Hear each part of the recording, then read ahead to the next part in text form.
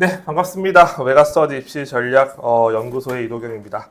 오늘 6월 모의평가가 이제 끝이 났죠. 끝이 났고 지금 아직 탐구 영역의 답안은 한 8시 반쯤 공개가 되니까 아마 한참 이제 저희 등급 컷이 산출되고 있을 것 같은데 우선 시험 보느라 너무 수고 많으셨습니다. 6월 평가원이라는 시험 자체는 굉장히 크게 의미가 있어요. 사실 9월 평가보다 훨씬 더 많은 의미를 가지는 시험이고 또 N수생이 포함되는 가장 첫 번째 시험이기 때문에 고3 학생들도 이제 얼마나큼의 재수생이 들어올지 그리고 실제 내 위치가 어느 정도인지 굉장히 궁금해 하실 텐데 오늘 그래서 저희가 라이브를 준비했습니다. 그래서 6월 모의평가에 대한 분석 그리고 올해 입시에 대한 이슈들을 좀 다뤄 보려고 합니다. 그래서 오늘은 저와 함께 나병희 컨설턴트를 모시고 이야기를 나눠보도록 할게요. 네, 반갑습니다. 네, 반갑습니다. 네. 안녕하세요, 나병입니다.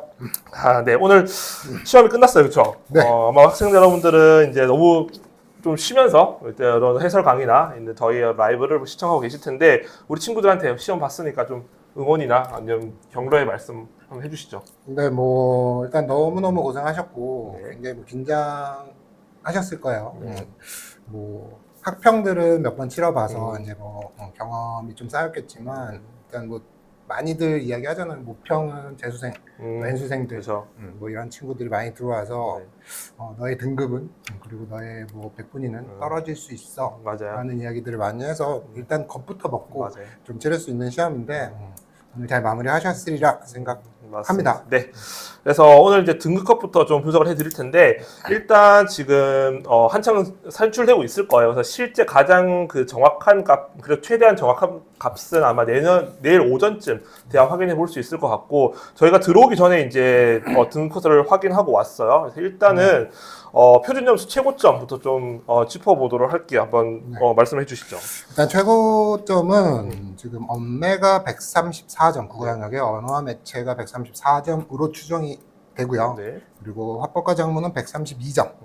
그리고 수학 영역에서 미적분은 144점 정도로 추정이 지금 되고 있고 네. 기하 141점 그리고 확률과 통계는 139점 정도로 추정이 되고 있는 것 같아요. 이제 표준점수 최고점만 보게 되면 좀 쉬웠다라는 느낌이 좀 들기는 해요. 그렇죠? 네. 일단 수학은 네. 아주 쉬웠다. 사실 미적분이 한 144점 정도로 지금 예상이 되니까 네. 아주 쉬웠다까지는 아니겠지만 사실 국어는 너무 쉬운 거 아니야? 네. 너무 낮은데 130 초반이면 사실 네네. 그렇게 느낄 수 있는 수치죠. 네, 맞아요. 그래서 지금 저희가 국어 영역에 최근 2022학년도부터 2025학년도까지 이제 표준점수 최고점을 좀 가져와 봤는데 사실 이제 우리가 표준점수 최고점을 이제 보는 이유는 이제 실제 난이도를 좀 그렇죠.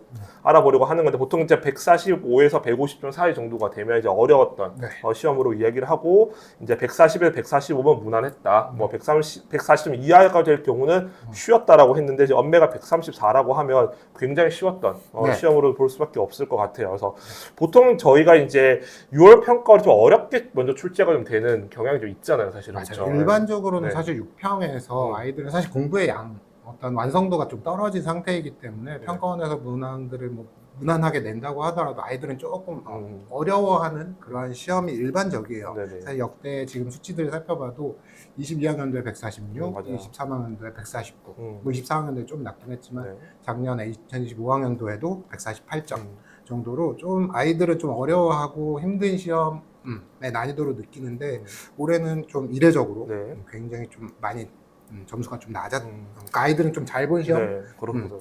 보여져요. 그래서 사실 9월 평가원에서 이렇게 되면 좀 어렵게 출제가 되지 않을까 좀 생각이 들긴 하거든요. 그렇죠? 그렇죠. 네, 그래서 저 역대를 보시더라도 6월이 대체로 어려웠고 이제 9월은 조금 쉽게 내서 그리고 이제 수능은 이제 그 가운데 값들을 좀 찾아가는 그런 이제 시험들인데 일단 6월에 좀 쉽게 출제가 되었다. 그래서 여러분 쉽게 출제가 되어서 내가 잘 봤다고 해서 기뻐할 건 절대로 아니거든요. 다 잘 보는 거 시험이기 때문에 오히려 어려운 시험에서 내가 좀 더 고득점을 하는 것이 훨씬 더 좋은 건데 사실 제가 느끼기에는 평가원이 좀 쉽게 출제를 했고 학생들 이걸 가지고 뭔가 남은 기간에 학습 전략을 세우는 건 좀 되게 위험할 거라는 생각이 들어요. 맞아요. 완성이 됐다 이런 생각을 가지시면 안 되고 사실 수험생들도 연습을 하는 시험. 그렇죠. 사실 이 모의고사이기 때문에 연습이란 말이에요. 근데 사실 평가원도 연습입니다. 그쵸. 평가도 연습이에요. 평가원도 연습을 하는 거기 때문에 이 정도의 난이도에서 아이들이 이 정도의 성취도를 보이는구나 라고 하면 9월에서 이와는 좀 다른 이와는 다른 결과를 얻기 위해서 좀 어렵게 출제를 할 수 있을 수밖에 없는 거란 말이에요. 그러니까 맞아요. 그거에 맞는 전략적인 학습법을 저희들이 좀 찾으셔야 한다. 맞아요. 라는 말씀을 드릴게요. 그리고 국어 영역에도 올해 수능의 난이도를 좀 예상을 조금 해본다면 지금 2022학년도 때 수능의 표점을 최고점을 좀 보면 149, 134, 150, 139, 퐁당퐁당에서 올해는 약간 퐁에 이제 해가 들어온 것 같긴 한데 그러면 좀 어렵게 출제를 뭐 하지 않겠냐라는 뭐 예상도 이제 뭐 하긴 합니다만 뭐 정확히 알 수는 없고요.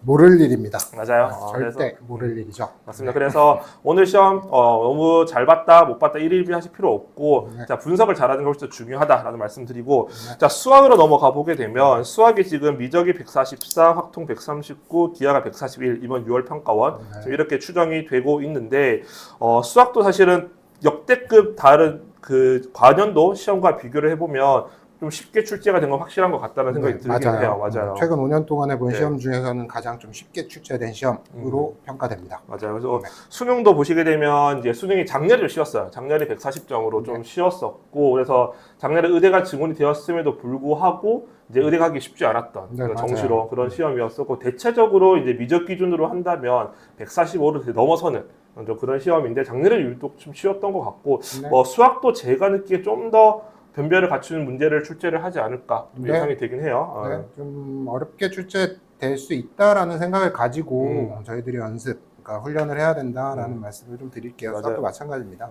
국어 수학이 지금 메가뿐만이 아니고 뭐 다른 뭐 대성이나 뭐 다른 업체에서도 조금 쉬웠다, 무난했다라는 평이 굉장히 많긴 한데 확실히 여러분들은 거기에 신경 쓰지 마시고 좀 어렵게 공부하는 걸 좀 권해드리도록 할게요. 자 그리고 이게 지금 최근 5년, 4개년 동안 이제 국어와 수학 영역의 이제 1등급 컷입니다. 1컷인데, 보통은 저희가 이제 화법과 언매를 비교를 할 때, 이제 언매가, 이제 같은 원점 수일 때, 좀 더 표점이 높다라고 얘기를 많이를 하거든요. 그래서 지금 1컷을, 이번 6편 1컷을 좀 좀 분석을 해 주시죠. 자, 지금 1컷이, 언매가 93점에서 한 94점, 그러니까 한 2문항 정도, 많게는 3문항 정도까지 보여지고 사실 화작은 한두 문항, 사실 3점짜리 하나 틀리는 정도 또는 2점짜리 2개 틀리는 정도에서 1컷이 형성이 되기 때문에 아이들은 사실 실수가 나왔거나 또는 아주 어렵게 느끼는 문항들은 사실 많지는 않았다. 맞아요. 그래서 좀 너무 진짜 좀 평이한 변별이 잘 안 되는 시험인 것 같습니다. 맞아요. 그래서 저는 딱 이거 보자마자 작년에 9월 평가원으로 출제를 했나. 그러니까 작년 9월 평가원을 참고로 말씀드리면 시험의 어떤 변별력을 기능을 좀 상실했던 그런 시험이거든요. 지금 작년 보시기에도 화법과 작문의 1컷이 화작은 100이에요. 100이고 언매가 97점이기 때문에 사실 이거는 어떤 시험의 기능을 좀 상실했던 시험인데 올해 6평도 못지않게 좀 쉽게 출제가 된 것 같다는 생각이 들어요. 이 컷도 지금 화작이 89에서 91 그리고 언매가 87에서 88이니까 학생들이 좀 쉽게 느꼈던 그런 시험일 것 같다는 생각이 듭니다. 자 그리고 수학도 보도록 할게요. 수학도 지금 제가 미적 비하를 최근 4개년 성적을 다 가져와 봤고 지금 수학은 6평은 어떻게 컷이 나오고 있나요? 자, 수학에서 이번 6평에서 1등급 컷이 자, 미적분이 한 4문항 정도 틀리는 정도 86점 정도까지 84, 85, 86 요 정도 지금 잡히고 있고요. 그리고 기하가 한 2문항에서 3문항 사이 정도 89에서 90점 정도 그리고 확률과 통계가 2문항 정도 92점, 93점 정도에서 1컷이 형성되고 있어요. 그러니까 사실 미적분과 확통의 격차가 좀 크다? 그러니까 이것도 하나의 좀 특징이거든요. 최근 이제 평가원에서 계속 이제 노력을 하고 있는 부분이 각 과목 간의 유불리를 좀 줄이고 싶어 하는 이런 노력들이 많이 맞아요. 지금 하고 있단 말이에요. 근데 이번 6편에서는 그 부분에서 선택 과목 간의 좀 유불리를 좀 줄이지는 못한 그러한 시험으로 여겨집니다. 맞아요. 그래서 지금 사실 미적분 85, 86 정도면 뭐 저희 입시 전문가들이 이야기하는 뭐 1컷으로 뭐 무난한, 적당한 이제 점수가 나온 거고 아실 거예요? 어떻게 하면 85점을 받을 수 있는지. 그렇죠. 4점짜리 4개 딱 틀리고 이제 뭐 실수로 3점 하나 틀린다라거나 뭐 이 정도가 이제 1컷이 되는 거고 기하나 확통도 제가 보기에는 뭐 무난하게 1컷은 지금 형성이 되고 있다는 생각이 들어요. 제가 그 화면을 보여드린 이유는 학생 여러분들이 이제 관연도의 어떤 평가원을 가지고 이제 연습을 한 친구도 많을 텐데 이제 네. 그 해의 어떤 시험의 난이도를 이제 좀 알고 이제 비교를 하고 분석을 하라는 의미에서 제가 보여드리는 거고 사실 이게 수능과의 어떤 관련성을 찾기 좀 어렵긴 합니다. 그러면서 어려운 거고 그 시험 자체를 분석을 하고 그리고 내가 무엇을 해야 되는지에 대한 어떤 좀 기준을 삼으라고 제가 좀 보여드리는 자료라고 생각하시면 될 것 같아요. 자, 그리고 영어에 대한 이야기도 해볼 건데, 자, 영어는, 지금 저희 메가에서 지금 1등급 코스 혹시 보고 있는 친구들이 있다고 하면, 1등급의 메가 채점자 누적 비율이 지금 40%가 넘는 걸로 지금 나와 맞아요. 있는데, 사실 영어가 쉽다는 이야기 많긴 해요. 네. 이번 뭐 강사분들도 그렇고, 지금 전체적으로 영어는 좀 쉬웠다라는 시험으로 보이는데, 사실 이 수치는 좀 맞지는 않는 거고, 좀 어느 정도 예상을 해볼 수 있을까요? 일단 15% 이상은 나올 것으로 예상은 되어지고요. 1등급의 비율이. 네, 뭐 정말로 뭐 이례적으로 20% 이상이 나올 가능성도 네. 사실 없는 건 아닌 것 같아요. 네네. 그리고 실제로 지금 제가 커뮤니티 사이트 네. 뭐에 조금 이렇게 좀 서칭을 해봤는데 한 3등급쯤 맞는 친구들, 네. 뭐 70점 후반이나 80점 초반 정도 맞았는데 지금 90점을 훌쩍 넘었다라고 하는 친구들도 꽤 많이 보이고 있어요. 네. 그러니까 실제로 난이도가 굉장히 좀 낮은 시험은 확실하다. 라는 게 조금 사실인 것 같아요. 사실 이제 영어는 절대평가인 시험이기 때문에 평가원에서 실제 수능에서 뭐 10%를 넘어가는 게 출제는 하지 않을 거예요. 절대 그럴 수 그럴 없죠. 수가 없는 거고 지금 최근 4개년을 보더라도 2014학년도에 4.71% 1등급 비율이 좀 적었어요. 네. 그래서 사실 이때 사실 학생이 많이 힘들었거든요. 수능시도 충족할 때. 그래서 뭐 수능시도 굉장히 높았던 학교에서는 이제 의대 중에서 뭐 펑크가 났던 맞아요. 펑크까지 어떤 입결이 떨어졌던 학교들도 있기도 하고 그래서 대체적으로 보게 되면 6에서 7% 정도 맞아요. 이기 때문에 아마 실제 수능에서 6, 7% 정도로 그렇죠. 맞춰질 이상적으로 거예요. 맞추고 싶어하는 그 구간이 있기 때문에 맞아요. 이건 아까도 말씀드렸다시피 연습이거든요. 맞아요. 평가원에서도 그러니까 계속 이제 조정을 해 나갈 거고 우리들은 한 6, 7% 정도 난이도 있는 시험에서 수능을 응시하게 될 거야라는 생각으로 전략 짜셔서 학습하셔야 될 것 같습니다. 영어를 공부할 때 절대로 지금 보통 고3 학생들이 국어, 수학, 영어 탐구를 공부를 하잖아요. 사실 영어가 제일 후수들이 밀려요. 그럼요. 시간이 갈수록 영어가 밀립니다. 이게 절대 평가다 보니까 뭐 어떻게든 되겠지. 혹은 한 번은 2등급을 확실히 받아봤거든. 혹은 1등급 받아봤기 때문에 이제 그거를 믿고 있어요. 그래서 영어가 계속 후순위로 밀리다 보니 이제 수능에서 이제 막 박살나는 경우가 발생을 합니다. 그렇죠. 지금 이번 시험이 딱 그럴 수 맞아요. 있는 그런 어떤 위험한 시험이에요. 맞아요. 그런 결과를 조금 초래할 수 있으니 조금 관심 가지고 어떻게 해서든 짬 내셔서 꾸준히 좀 학습해 주시길 당부드릴게요. 맞아요. 그래서 영어는 절대로 이렇게 출제되지 않는다. 그래서 6에서 7% 정도니까 이제 관연도의 시험을 뭐 풀어보시고 그 정도의 어떤 수준에 맞춰서 좀 공부하시는 게 필요할 것 같다는 생각이 듭니다. 지금 댓글에 이런 댓글이 있어요. 이러다가 부평이나 수능 때 불수능이면 큰일 날 텐데라고 하셨는데 9월은 확실히 어려워질 거고요. 그리고 수능에서는 이제 뭐 6월과 9월의 어떤 중간 정도를 맞추려고 평가원에서 또 노력을 할 겁니다. 할 거고 또 하나 댓글에서 지금 탐구에 대한 얘기가 나오고 있는데 지금 탐구는 등급 컷이 아직 산출되지 않았어요. 안 나왔고 지금 저희 바로 옆방에 있죠. 사무실에서 지금 풀서비스 하시는 팀에서 열심히 등급 산출하고 있으니까 등급이 나오면 저희가 탐구 영역을 다시 한번 좀 말씀을 드리도록 할게요. 이제 탐구 영역 얘기 나온 김에 탐구를 좀 이야기를 해볼 건데, 이제 사탐, 과탐, 그러니까 사회탐구는 학생들이 가장 많이 선택하는 이제 생활과 윤리, 사회문화, 한국지리, 윤리와 사상을 가져왔고, 과학탐구는 원 과목을 이제 가져왔습니다. 그래서 탐구 영역 최고 표점과 100분의 최고점을 좀 가져왔는데, 이게 사실 작년에 이게 생활과 윤리라는 과목이, 그러니까 이게 나올 수는 없는, 그렇죠. 그러니까 표점 77점이라는 게 이론상으로는 가능하지만, 실제로 거의 나올 수 없는 점수. 잘못 출제한 거죠. 그렇죠. 그래서 작년에 41점까지 1등급이었을 거거든요. 세력화 윤리는. 그래서 그런 시험이었던 거고, 사탐은 늘 보면 이제 들쑥날쑥해요. 지금 예를 들어 윤리와 사탐부터 보시게 되면 지금 2024년도에 때 정말 폭망했죠. 만점을 받아도 100분야 94밖에 안 나오는. 그리고 하나 틀리면 3등급, 2등급이 없었던 그런 시험이었었고, 한국 지리도 보시게 되면 98, 99, 96, 100 왔다 갔다 하고요. 사회문화가 좀 전통적으로 좀 그렇죠. 안정적인. 도표 통계에 어떤 난이도 있는 문항이 출제되기 때문에 맞아요.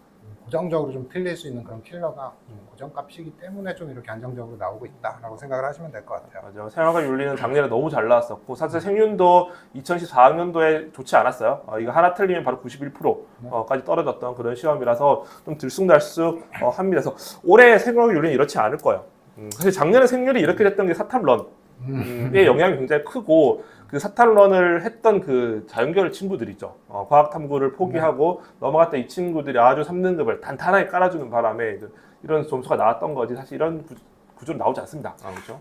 굉장히 이례적인 점수였고, 그래서 제가 당부드리고 싶은 이 사탐에서 좀 이야기 좀 드리고 싶은 건, 사실 지금 내가 뭐 45점 1등급을 받았어, 또는 47점으로 1등급이 되어 말아요. 사실 이런 이야기들 진짜 많이 하고 있는데 맞아요. 전혀 중요하지 않습니다. 맞아요.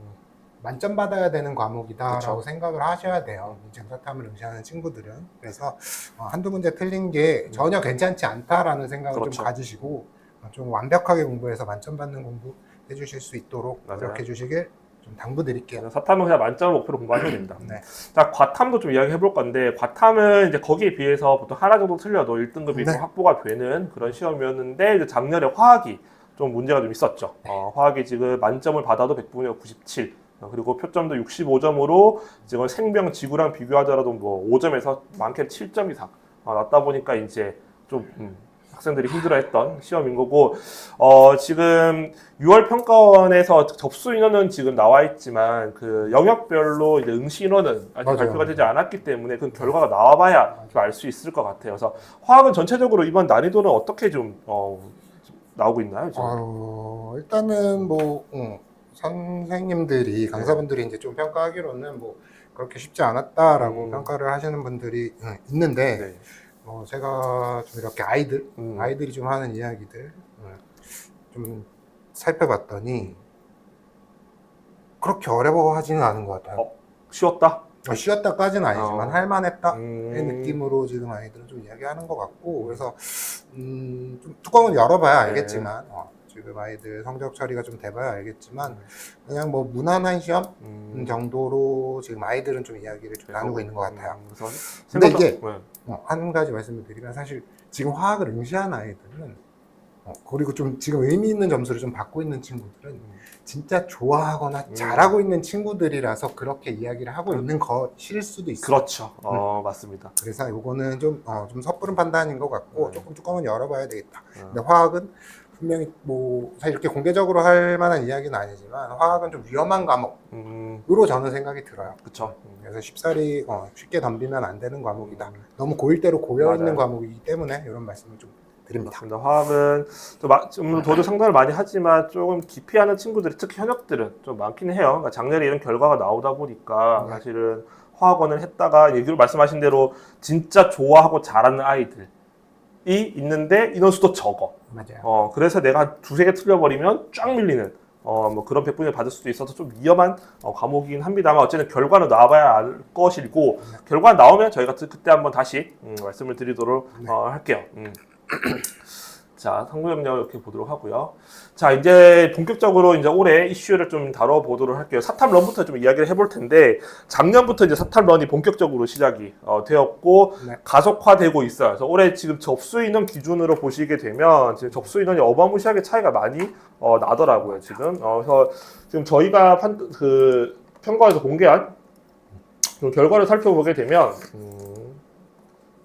10만 명 정도 차이 나요. 맞아요. 지금 2026학년도 기준으로 사회탐구 응시가 36만 8천여 명 정도고, 과학탐구가 25만 명 정도, 10만 명 차이가 더, 비율로 따지면 59.7 그리고 40.3, 6대 4로 지금 전년도 6월 평가원에 비해서 과탐한 8% 빠지고 이제 사탐이 한 8, 9% 늘어난 이런 결과가 나왔기 때문에 이거 확실한 사탐론의 그럼요. 가속화가 지금 시작되었다라고 볼 수 있는데 그래서 작년에 저희가 이제 그런 케이스는 되게 있었어요. 저도 있긴 한데 연세대 전자전기 하는 친구인데 사탐 갖고 좀 가능이 있긴 해요. 그래서 실제로 저희가 과연 얼만큼 대학에서 합격생들 중에서 이제 런한 친구들이 많은지 비율을 좀 저희 이제 메가스터디 합격 예측 서비스 회원 중에서 이제 합격자들을 기준으로 좀 데이터를 뽑아봤어요. 그래서 뭐 이게 전체 모수는 아니라서 약간 네네. 진짜 좀 실제로는 차이가 날 수 있겠지만 그래도 경향성 정도는 좀 확인할 수 있을 것 같아서 준비를 해봤는데 한번 좀 설명을 해주시죠.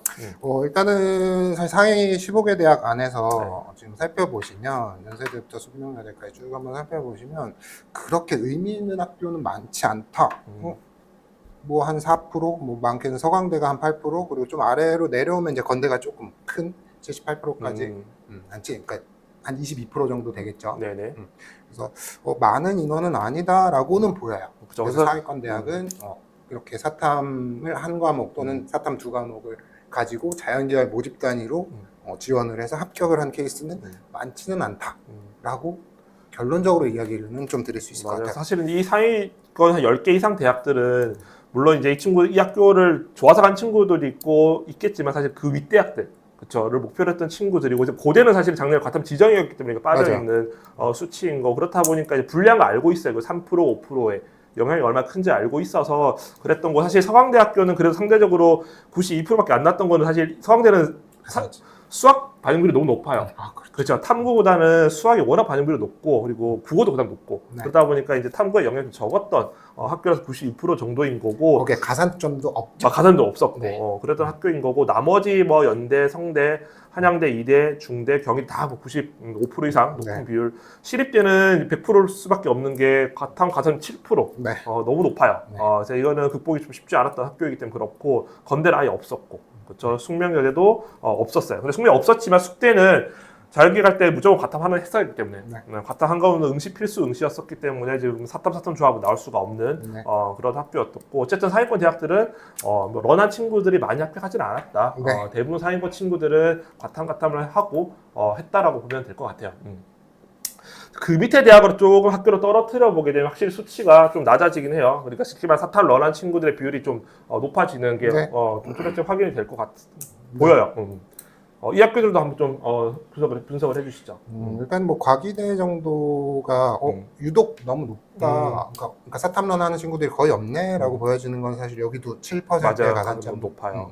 인해서 아이들이 쉽게 들어갈 수 없는 구조였던 거고 나머지 학교들에서는 대부분 뭐 적으면 한 10%, 많게는 뭐 한 3, 40%까지 아이들이 교차 지원을 통해서 교차 지원이라기보다는 사탐을 해서 사탐을 응시를 하면서 자연계열 모집 단위로 진학을 하는 이런 케이스들을 좀 확인할 수 있는 것 같아요. 그래서 상위권은 좀 힘들지만 중위권 대학 정도에서는 충분히 사탐 한 과목 또는 사탐 두 과목을 가지고 지원을 해서 합격한 케이스들 이런 모습들이 꽤 확인이 되는구나 라고 확인해 볼 수 있을 것 같아요. 맞아요. 그래서 국민대가 69%, 숭실대 92%인데 숭실대도 이제 갖다 한 과목당 2.5%이기 때문에 좀 적지 않아. 그리고 요즘 숭실대가 뜨고 좀 자연계를 굉장히 좀 치고 올라가고 있는 그런 학교이기도 하고요. 그래서 아주대 77%, 뭐 인하대, 세종대 다 70%대, 그리고 단국대도 한 75% 정도, 그리고 그 밑에 대학들은 60%대 이하로 떨어지는 거고 명지대는 71%인데 이것도 같은 가정 10%예요. 맞아요. 높은 학교이다 보니까 조금 사탐 하나에서는 좀 앵간히 잘 받지 않고 좀 쉽지 않았던 뭐 그런 학교로 볼 수 있는 거. 그래서 상위권은 아까 보여드린 대로 거의 90% 넘는 친구들 이다 95% 이상 지금 과탐을 해서 갔다. 그리고 이제 중위권, 중상위권부터는 한 70%대 정도로 좀 떨어진다라고 볼 수 있고 카톨릭대 같은 경우는 가산점이 없어요. 가산점이 없다 보니까 뭐 53대 21대 26으로 이렇게 수치가 나타났네요. 이게 그렇게 이해할 수 있을 것 같아요. 그러니까 사탐만을 고려하고 있는 친구들은 대부분 과탐을 지금 열심히 하고 있는데 3등급, 4등급, 5등급 요 정도밖에 안 나와. 그러니까 한 4등급 이하의 친구들은 이러니까 내가 원하는 대학을 가려면 적어도 한 3등급 또는 2등급 원저리를 맞아야 할 것 같은데 라는 고민이 들기 시작하면서 이제 사탐으로 도망갈까? 사탐은 뭐 양도 적고 좀 등급 따기 쉽다는데 라는 생각으로 이제 아이들이 고민을 하는 시작이 이제 거기서부터거든요. 근데 한 3, 4등급 과탐을 3, 4, 5, 6 뭐 이 정도 맡고 있다면 이 친구들이 국어 수학을 지금 몇 등급쯤 맡고 있을까를 한번 생각을 해보면 1, 2등급 맡고 있는 친구들이 과탐만 4, 5, 6등급을 맡고 있을까요? 아니죠. 대부분은 아닐 아니죠. 거예요. 물론 일부의 학생들은 그런 학생들도 존재는 하겠지만 그런 아이들이 아까 저희들이 요 전 페이지에서 봤었던 사회권 대학에서 몇 퍼센트에 해당하는 뭐 5% 또는 3% 정도 해당하는 그런 친구들일 거고 대부분은 국어 수학도 한 3등급 그쵸. 언저리쯤에서 형성을 해서 과탐이 5, 6, 7 뭐 이런 친구들이 사탐런에서 사탐을 뭐 2, 3등급까지 끌어올려서 또 1, 2등급까지 끌어올려서 지금 이런 중위권 대학에서 합격증을 들고 나간다 정도로 분석을 해보면 될 것 같아요. 맞아요. 그렇게 보시는 게 맞을 것 같고, 그리고 이 사탐 그 러디라는 게 작년에 처음으로 이제 본격적으로 시작이 되었는데, 그때 넘어갔던 친구들이 보통 6월 평가원을 보고 많이 넘어갔었거든요. 그때 저희들도 얘기했어요. 맞아요. 평 보고 4등급 이하다라고 하면 지금 가라고 저도 넘어가시라고. 얘기했었어요. 네. 근데 그 친구들이 결국은 가서 썩 잘 하지는 못했고, 그렇죠. 아주 그냥 가운데를 탄탄하게 받쳐주다 보니까 이제 기존의 생윤이나 사문에서 1, 2등급 정도를 왔다 갔다 한 애들이 이제 상대적 위치가 확 올라가 버리는 좀 그런 결과로 나졌는데 올해는 사실은 넘어갈 친구들이 미리 넘어갔거든요. 그렇죠. 맞아요. N수생들 맞죠. 중에서도 작년 수능 딱 보고 이거 나는 과탐 2개는 네. 힘들다. 그러면 이제 애초 3월부터 넘어가서 준비를 했기 때문에 뭐 작년과 같은 그런 결과, 뭐 생윤과 같은 결과가 나오지 않을 것 같고 지금 문과에서 사탐하는 친구들도 열심히 하셔야 됩니다. 그럼요. 거의 같은 출발선 상에서 시작을 한 거랑 같기 때문에 절대로 이제 사탐런을 해서 우리가 자연계한테 나 밑을 받쳐줄 거라 생각하시면 안 된다라는 거죠. 네. 지금 댓글에서 육모 성적으로 정시 지원 대학 라인은 어떻게 잡나요? 라고 질문을 해주셨는데, 뭐 간단히 설명을 좀 해주시죠. 일단 6월 모의고사 성적을 가지고 일단 100분위 점수 정도로 확인을 하시는 게 좋아요. 그러니까 표준 점수의 합산이나 등급으로 어디쯤 갈 수 있나요? 라는 질문은 굉장히 하수입니다. 그쵸. 굉장히 하수이기 때문에 그렇게 생각을 하지 마시고 100분위 정도, 그러니까 나의 위치를 가늠해주는 수치거든요. 100분위라는 게. 그래서 이 100분위 점수를 가지고 우리들이 그 대학 어디 가라고 하는 사이트에서 전년도 입결 또는 재작년 입결 정도의 100분위 성적들과 내 성적과의 비교를 통해서 가늠해 보시는 거예요. 된다 안 된다를 판단하시는 게 아니라 이 정도 대학은 내가 조금 어느 정도 올렸을 때 또는 조금 실수가 나와도 갈 수 있겠다, 좀 도전해 보자 라고 가늠 정도 해보시면 될 것 같습니다. 맞아요. 그래서 100분위 점수 계산 방법 이래요. 국어 100점 만점에 몇 점, 네. 수학 100점 만점에 몇 점, 탐구는 두 과목 평균 해서 이제 총 300점 만점으로 생각하시면 되고, 보통 그 300점 만점에서 말씀하신 대로 실제 대학은 표준 점수로 가는데 표점은 매번 시험마다 달라지기 때문에 어떤 위치나 기준이 될 수는 없어요. 그래서 이제 100분위를 쓰는 거고, 보통 3개 합산 한 285점 정도 되면 뭐 연고대 정도 간다. 그리고 3개 합산 270 정도가 되면 일단 뭐 건대는 일단 뭐 간다, 못 가도. 그리고 한 250 정도가 되면 뭐 서울에 있는 뭐 중위권 정도는 간다. 이 정도로 가늠하시고 오시면 될 것 같아요. 또 댓글에 신설 모집단이 수시에 지원하려고 하면 입시 결과는 어떻게 예측해야 할까요? 라고 질문을 해주셨는데 이 질문에 대한 답변은 길어질 것 같습니다. 이건 다음에 저희가 수시 라이브든 저희 유튜브로 좀 정보를 제공해 드리도록 할게요. 자, 그리고 이제 그러면 사탐런을 한 친구들이 실제로 어떤 과목을 제일 많이 선택했는지도 좀 보도록 할게요. 그래서 저희가 사회문화부터 쭉 9개 과목을 좀 다 가져왔고, 이건 사탐런 학생들이 이제 넘어갔던 비율인 거예요. 그래서 지금 사회문화부터 쭉 있는데 한번 설명을 해 주시죠. 일단은 가장 많은 학생들이 좀 응시하는 그런 과목은 사회탐구 야구 과목 중에 사실은 생활과 윤리가 가장 많았습니다. 일반적으로. 그쵸. 근데 사실 작년에 이게 역전이 됐거든요. 사회문화가 생활과 윤리보다도 조금 더 많은 아이들이 응시를 하는. 사실 이 영향이 이 사탐런 때문에 생긴 영향이라고 보여져요. 그래서 지금 보시면 사탐 중에 사회문화가 42%, 생활관리가 21%. 이게 과학을 하는 친구가, 그러니까 자연계열 합격생 중에 그쵸. 사탐을 응시해서 합격한 아이들의 표본만 가지고 네네. 지금 저희들이 이 비율을 보여주는 건데 거의 2배거든요. 거의 그쵸. 2배. 거의 2배라고 하는 수치는 자연 계열인 친구들이 사탐런을 해서 사회문화를 진짜 많이 선택하는구나 라고 저희들은 해석을 해야 되는 거고. 근데 왜 사회문화를 이렇게 많이 선택을 할까요? 자연계열 아이들이?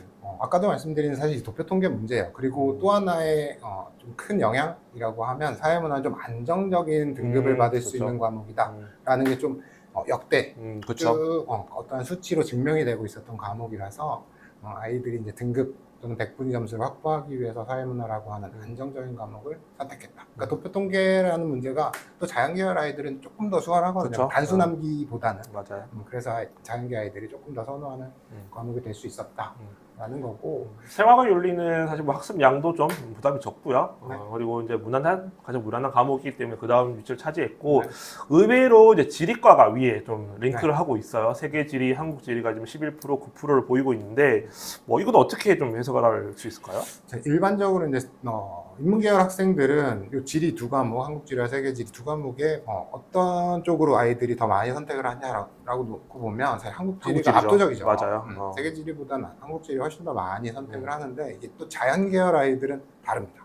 이게 지구과학이라고 하는 과목과 공통분모를 세계지리가 조금 많이 가지고 그쵸. 있기 때문에 아이들은 이제 지구과학에서 이제 좀 어느 정도의 경쟁력을 가지고 있다. 이런 친구들은 세계지리를 선택해서 세지 그리고 지구과학 이렇게 맞아요. 조합을 짜는 친구들도 꽤 많아요. 맞아. 사실 자연계열 원 중에서 지구과학이 가장 많은 학생들을 응시하기도 하다 보니까 어쨌든 결이 좀 맞은 그런 과목으로 보여져요. 그러다 보니까 세계지리가 좀 위에 랭크를 하고 있고, 뭐 나머지 뭐 윤리, 사상, 뭐 세계사 이런 것들은 사실 굉장히 소수 학생들이 선택을 하고 있다. 그래서 뭐 요 수치는 올해도 뭐 거의 비슷하게 나올 것 같고, 실제로 저도 상담해 보면 나도 런 하는 친구들이 사회문화 거의 다 선택을 하더라고요. 거의 다 선택을 사회문화를 하고 있더라. 그래서 뭐 비슷한 수치 이렇게 나오지 않을까 싶습니다. 댓글에 오늘 라이브 내용 목차를 알려달라고 말씀해 주셨는데, 일단 첫 번째는 제가 등급 컷 관련해서 분석을 해드렸고, 이제 두 번째가 이제 스타런에 대한 이야기고요. 세 번째는 이제 의대 얘기를 안 할 수가 없기 때문에 이과대학 지금 인원이 발표가 되었죠. 그래서 의대 인원 관련해서 이제 입결 관련 이야기를 말씀을 좀 드릴 거고요. 그리고 이제 마지막은 또 학생들이 가장 많이 질문하는 그런 것들이 있어요. 진짜로 모의고사보다 수능은 성적이 많이 떨어지나요? 거기에 대한 이야기를 좀 이야기해 보려고 합니다. 자, 그래서 사탐런 이야기를 좀 해드렸고요. 네, 이제 의예과 인원 넘어가 보도록 하겠습니다. 이제 의예과 인원이 이제 수시 모집 요강이 발표가 되면서 지금 대학들이 이제 확정된 인원을 발표를 했고요. 그리고 2024학년도 수준으로 돌아갔다, 원복이 되었다. 그리고 광원대학교는 지금 강릉 원주대죠. 네. 지금 통합 지금 이슈가 있어서 지금 최종 요강은 발표를 하지 않은 상태죠. 6월 중에 지금 발표할 예정입니다. 자, 먼저 인원부터 좀 보도록 할 텐데, 제가 좀 보면서 느꼈던 게 정시는 진짜 많이 줄었다. 네. 그래서 사실 정시가 이렇게 줄게 되면, 물론 작년에 많이 늘어나면서 이제 다시 재도전했던 친구들이 굉장히 많은데, 그 친구들이 한 번 더 할 수도 있거든요. 네. 작년에 의대를 못 갔을 경우 맞아요. 올해까지 생각을 하고 이제 한 친구들 제법 많이 있는데, 인원이 많이 줄었어요. 그래서 인원부터 한번 좀 정리를 해주시죠. 네, 일단은 그러니까 2025학년도는 지금 삭제를 해도 돼요. 그쵸. 보지 않아도 된다라는 말씀을 먼저 드리고, 그럼 2024학년도와 2026학년도 똑같이 이제 3,016명, 정원 매 기준의 인원이고, 맞아요. 어쨌든 3,016명이 동일하게 선발을 한다라고 생각을 해보시면, 자, 수시 인원이 1,872명에서 2,031명으로 159명 늘어납니다. 그러니까 수시 모집을 더 많이 한다. 그래서 정시는 159명 줄었다. 그러니까 사실 이 얘기를 저희들이 생각을 해보면, 나는 수도권에 사는데 의대를 갈 건데 라는 이러한 학생의 입장에서 살펴보면 굉장히 불편한 상황이죠. 굉장히 불편하단 말이에요. 물론 내신이 좋다고 하더라도 사실 지역인재 아래에 있는 표에서 살펴보면 지역인재를 살펴보더라도 수시에서 지역인재 전형은 176명이 늘어요. 맞아요. 근데 전국 단위 모집하는 요 인원들은 17명 심지어 줍니다. 맞아요. 수시가 늘었음에도 불구하고. 그러니까 수도권의 위치에서 의대를 지금 생각하고 있는 이 친구들은 굉장히 불편한 상황이다. 올해 의대 입시에서 라고 좀 생각을 해볼 수 있을 것 같아요. 그래서 정시를 특히 수도권 친구들 많이 준비를 할 텐데, 그러니까 정시는 줄였는데 수시로 갔어. 근데 그것도 심지어 전국 단위가 아니고 지역 인재로 빼버렸어. 그러니까 수도권 친구들은 더 많이 준 거죠, 사실은. 맞아요. 그래서 사실은 굉장히 좀 불편한 상황이고, 의대 정원은 원복을 시켰는데, 이제 지역인재 비율을 60% 계속, 좀 권고 유지를 하다 보니까 사실 이런 수치가 나온 것 같아요. 그래서 지금, 어쨌든 정리해보면 수시가 늘었다. 근데 이게 지역인재로 갔다. 네. 정시 줄었다라는 거고요. 그래서 지금 제가 2024부터 2026까지 대학별로 지금 교과종합 논술 인원을 다 좀 비교를 해봤어요. 지역별로 다 뜯어볼 텐데 먼저 수도권 지역부터 좀 보도록 하겠습니다. 수도권은 지역인재가 없죠. 수도권은 없죠. 지역인재가 없기 때문에 이제 전국 단위 모집으로 생각을 하시면 되고, 정시는 지금 제가 제외시키고, 정시는 아직까지 대학들에서 지역인재와 이제 지역과 전국 단위 인원을 발표하지 않은 학교들도 있기 때문에 네. 제가 정시는 제외를 했고 수시 인원만 지금 제가 정리를 했습니다. 일단 보시게 되면 전체 인원은 2024학년도에 교과 전형 기준으로 78명에서 지금 교과 74명으로 지금 4명이 네. 줄고, 종합이 이제 408명에서 417명으로 좀 늘어났고, 네. 논술이 좀 의외로 많이 늘었어요. 네. 논술이 76명에서 94명으로 늘어났다라고 네. 보시면 될 것 같아요. 일단 뭐 이화여대, 한양대, 가천대가 이제 논술이 2014학년도에 없었는데 네. 2026학년도에 새롭게 이제 뽑는 그러한 대학. 그러니까 물론 작년에 뽑았던 대학들도 있습니다. 그러니까 음. 가천대가 작년에 모집 인원 확 늘리면서 이제 맞아요. 뽑기 시작했는데, 이거에 아까도 말씀드렸지만 2025학년도는 없는 걸로 생각을 하자고요. 네, 저희가. 맞아요. 인원 자체가 너무 많이 1497명이 늘었었거든요. 작년에. 맞아요. 그러니까 이 인원은 없다 생각을 하고 재작년에 입시와 우리들 변화 사항들은 재작년 거랑 비교를 하는 게 맞는 것 같아요. 네. 그래서 이화여대, 한양대, 가천대가 논술 전형 좀 신선한 느낌으로 올해 들어오게 되고, 나머지 뭐 교과나 종합에서는 큰 변화는 없다라고 대동소이하겠다라고 생각을 하시면 될 것 같아요. 그래서 아주대가 이제 교과 전형이 3명 늘어났다. 그래서 원래 성균관대도 이제 증원된 예정 인원으로 갔다면 이제 뽑았죠. 올해 이제 교과 전형을 뽑을 예정이었는데 이제 축소가 되면서 그냥 2024 기준으로 돌아갔고, 아주대도 이제 예고했었죠. 교과로 뽑겠다라고 했는데 이제 변형을 없애진 않고 네. 되게 소수 인원 3명을 지금 넣어뒀는데, 뭐 4합6이에요. 수능 최저가 4합6에 탐구 하나를 반영을 하기 때문에 뭐 거의 1.0등급대에서 뭐 끊긴다라고 보면 되죠. 맞아요. 그래서 이제 좀 그러니까 입결은 저희들 2024학년도, 그러니까 큰 대동소이하다라는 건 2024학년도에 어떤 입결들을 참고하시면 된다라고 이해를 하시면 돼요. 맞아요. 근데 저희들이 좀 주의하셔야 되는 건 인하대학교입니다.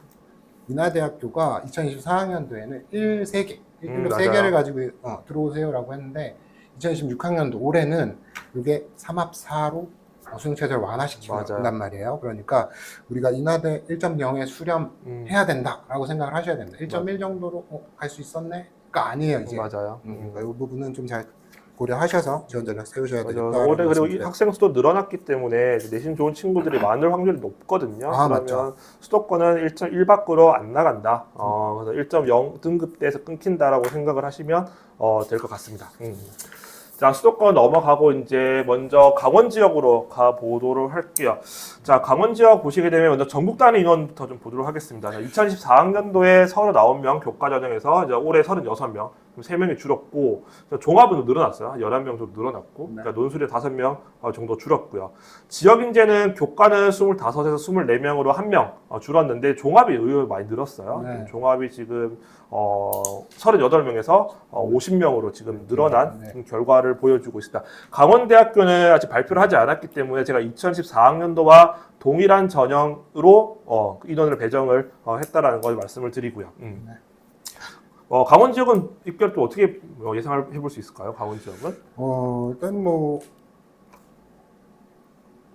전국 단위로 모집하는 곳에서는 네. 사실 뭐 여기도 대동소이합니다. 물론 뭐 조금 늘어났다, 종합에서 조금 늘어났다이지만, 사실 종합 전형은 그 해마다 이제 아이들이 어떤 아이들이 좀 들어와서 원서를 쓰느냐에 따라서 입결들은 많이 요동을 쳐요. 맞아요. 그래서 이 부분을 좀 언급하는 거는 조금 적절하진 않은 것 같고, 네. 교과는 사실 3명 정도 줄었다. 이게 큰 의미냐? 사실 그렇진 그렇지 않거든요. 않죠. 그래서 여기도 좀 대동소이할 것 같다. 근데 뭐 지역 인재도 마찬가지예요. 네, 맞아요. 25명에서 24명이니까 크지는 않아요. 그래서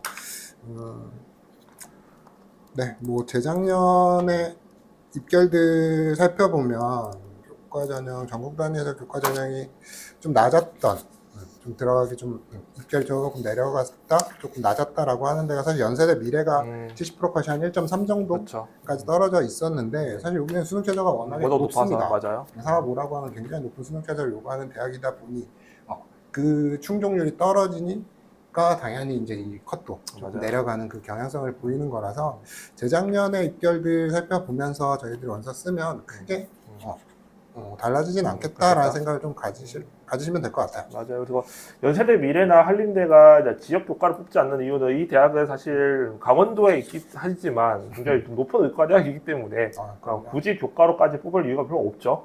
그래서 종합으로 지금 많이 뽑으려고 한다라고 보시면 될 것 같아요.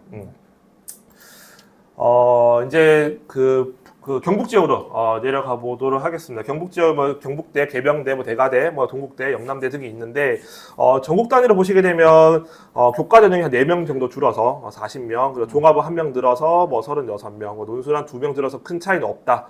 그리고 지역 인재를 보시게 되면 교과는 한 10명이 주는데 여기는 종합도 또 의외로 늘어요. 그 57명에서 87명으로 한 24명 정도 좀 늘어난 결과를 보여지고 있고, 좀 어떤 학교가 늘렸나 보면 계명대학교가 6명에서 20명으로 지역 종합을 좀 많이 늘렸고요. 그리고 영남대는 없었던 걸 10명을 좀 신설했다. 그래서 계대가 지금 좀 의외로 좀 많이 늘린 상태다라고 보시면 될 것 같아요.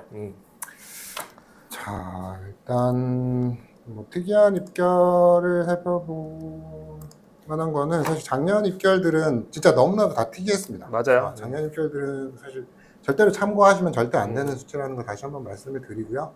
여기에서 좀 저희들이 주의해야 된다라고 생각이 드는 학교는 사실 계명대예요. 그렇죠. 계명대 지역인재 전형에서 수능 최저를 완화합니다. 그래서 3합 3에서 3합 4로 완화하기 때문에 재작년 입결이 한 1.85 정도로 확인이 돼요. 근데 이 수치만 보고 들어가시면 절대로 안 되겠다. 그러니까 1세계 가져오세요 했는데 이제는 3합 4로 조금 완화가 되었기 때문에 다른 대가대나 또는 뭐 동국대 YG나 이러한 대학들처럼 1.3등급 안짝에서 형성할 가능성이 높다라고 좀 생각을 해주시면 좋겠어요. 그래서 계명대학교는 수능 최저 3합 3과 3합 4는 정말 차이가 커요. 그럼요. 느끼는 거 정말 차원이 다릅니다. 그렇기 때문에 이거 완화됐다 굉장히 크다 이거는. 그래서 입결 큰 폭으로 상승할 여지가 좀 있는 그런 학교다라고 보시면 될 것 같아요.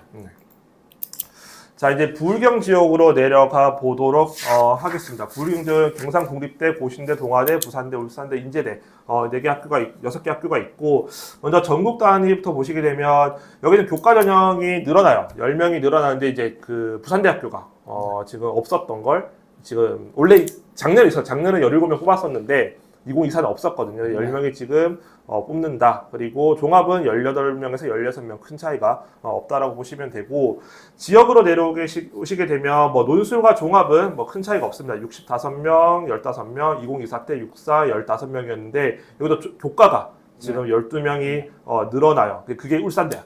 울산대가 지금 10명이 늘어나는데, 이제 작년에 이제 입결이 이제 울산대학교라는 어마무시한 대학교가 위 지방 의대로 분류가 되어서 그렇죠. 부산대학교 입결을 확 떨어뜨려 버리는 그 연쇄적으로 지금 다른 학교들이 큰 폭으로 하락했던 그런 지역인데, 어쨌든 여기도 이제 원복이 되었기 때문에 뭐 부산대도 제자리를 찾아갈 것 같고요. 그럼요. 입결을 봤을 때 1.0등급대에서 뭐 끊어질 것 같다는 생각이 들고, 이 지역에서 좀 특이하게 좀 저희가 챙겨봐야 될 학교가 있을까요?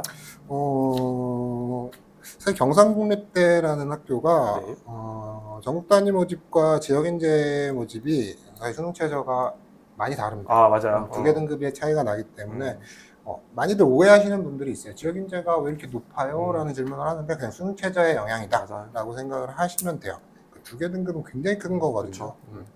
그리고 나머지 방금 짚어주신 사실 울산대가 작년에 33명을 선발하면서 부산대 입결 다 가져갔거든요. 그렇죠. 그래서 1.1등급 정도까지 데려갔는데 이제는 다시 재작년처럼 부산대는 다시 1.0 0등급대 1.0X로 끊길 거예요. 무조건입니다. 그러니까 그 정도 좀 생각하시면서 지원 전략 세우셔야 된다. 그러니까 재작년 입결 보면서 지원 전략 세워야 되겠다라는 말씀을 다시 한번 또 드려야 될 것 같아요. 네.